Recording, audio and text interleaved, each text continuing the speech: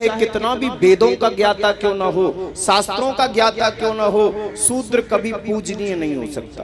अरे तेरी की भाई, ब्राह्मण होना कोई छोटी बात नहीं है।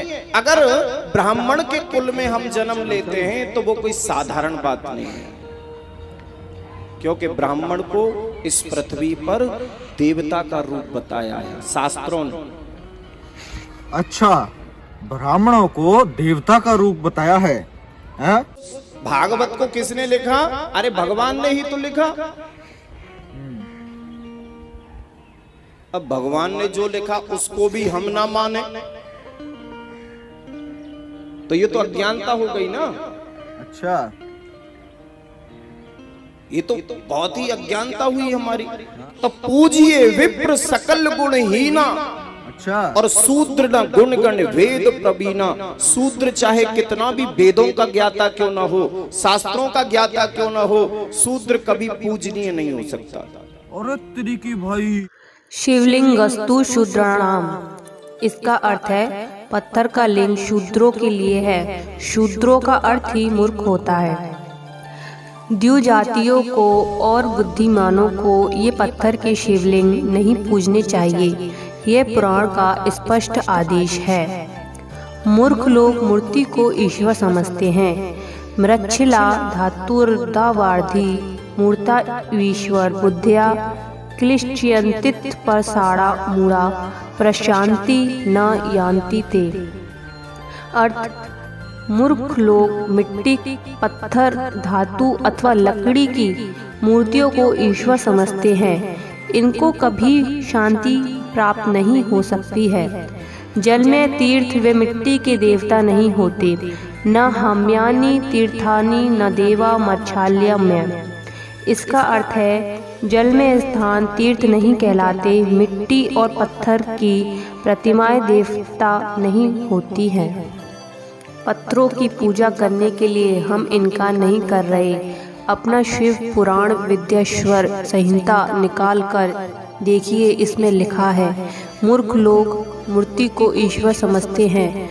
उन्हें कभी भी शांति प्राप्त नहीं होती। जब हमने प्रमाण देखे हैं इसलिए हम बात करते हैं।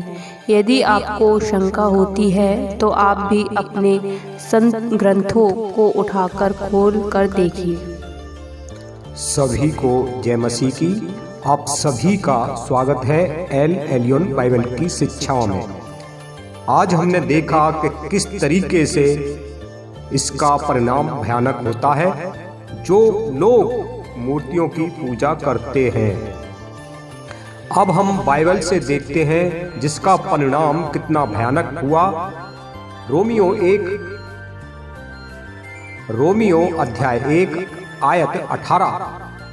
परमेश्वर का क्रोध तो उन लोगों की सब अभक्ति और अधर्म पर स्वर्ग से प्रकट होता है जो सत्य को अधर्म से दबाए रखते हैं। 22 आयत। वे अपने आप को बुद्धिमान जताकर मूर्ख बन गए और अविनाशी परमेश्वर की महिमा को नासमान मनुष्य और पंछियों और चौपाइयों और रेंगने वाले जंतुओं की मूर्ति की समानता में बदल डाला। इस कारण परमेश्वर ने उन्हें उनके मन के अभिलाषाओं के अनुसार अशुद्धता के लिए छोड़ दिया कि वे आपस में अपने शरीरों का अनादर करें। यहाँ पर स्पष्ट रूप से परमेश्वर का क्रोध स्वर्ग से प्रकट होता है उन लोगों के ऊपर जो सच्चाई को और जानबूझकर वो ऐसा काम करते हैं जो परमेश्वर के विरोध में है। वो अपने आप को बुद्धिमान जताकर मूर्ख बन गए और उन्होंने क्या काम कर डाला? मनुष्यों को, पंछियों को, इस तरीके की जो चीजें सृष्टि की पूजा करी, जो कि इसके कारण परमेश्वर ने उनको उनकी मन की इच्छा पर छोड़ दिया ताकि उनका शरीरों का अनादर हो। जैसा का अभी हमने शिव पुराण के अंदर देखा कि किस तरीके से मूर्ख लोग मूर्तियों की पूजा करते हैं और उनको ही ईश्वर मानते हैं। ये सब जातियों के लिए नहीं है, बुद्धिमानों के लिए नहीं है। इसका परिणाम कितना भयानक हुआ कि हम देखते हैं कि शूद्र लोग जो हैं, जो हिंदू धर्म का एक मान्यता है, उसमें सिर्फ 3 लोगों को छोड़ के बाकी सब शूद्र में आते हैं। पंडित, बनिया और ठाकुर, इनको छोड़ देंगे, बाकी सब शूद्रों में आते हैं। और ये आपस में किस तरीके से अनादर होता है एक दूसरे का, वो इस तरीके से अनादर करते हैं कि एक दूसरे के हाथ से खाना भी पसंद नहीं करते। फिर पुराण ये भी कहता है, शिवपुराण के, इनको कभी भी शांति नहीं मिलेगी। फिर हम देखते हैं बाइबल क्या कहती है, निर्गमन 20 अध्याय और आयत 4, अपने लिए कोई मूर्ति खोद कर ना बनाना, ना किसी की प्रतिमा बनाना जो आकाश में व पृथ्वी पर व पृथ्वी के जल में है। तू उनको दंडवत ना करना और ना उनकी उपासना करना, क्योंकि मैं तेरा परमेश्वर यहोवा जलन रखने वाला ईश्वर हूँ। और जो मुझसे बैर रखते हैं उनके बेटों, पोतों और परपोतों के भी पितरों का दंड दिया करता हूँ। हमने यहाँ पे देखा कि परमेश्वर ने किस तरीके से कहा है कि जो अविनाशी परमेश्वर है उसको नासमान में अगर तुम बदलोगे तो तुम्हारा परिणाम भयानक होगा। हमने 2 चीजों के लिए भी देख लिया है, बाइबल के अंदर भी देखा है इसे और शिव पुराण के अंदर भी देखा है। लेकिन ये मूर्ख लोग किसे कहा जा रहा है?